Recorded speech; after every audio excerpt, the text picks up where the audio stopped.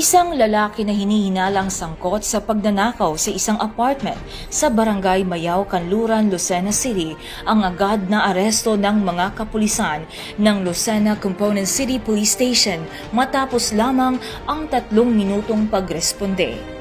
Mabilis na nakarating ang mga otoridad sa lugar matapos makatanggap ng tawag mula sa biktima. Agad nilang natunton at nadakip ang sospek sa aktong pagtatangkang tumakas. Ipinahayag ng biktima ang labis na pasasalamat sa mabilis at epektibong aksyon ng mga pulis. Inirekomenda rin niya na bigyang parangal ang mga kapulisan bilang pagkilala sa kanilang kahusayan at dedikasyon sa tungkulin.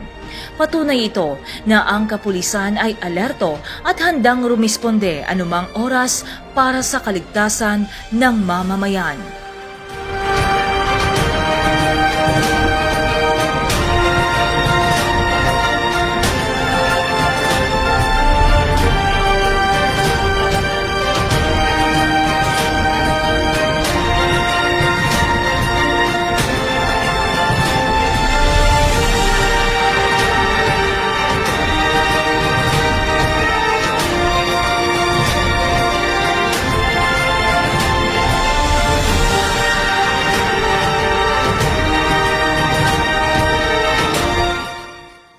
Mga kababayan, huwag nyo nang hanapin ang mga pulis sa presinto sapagkat kami ay nasa inyo ng mga telepono.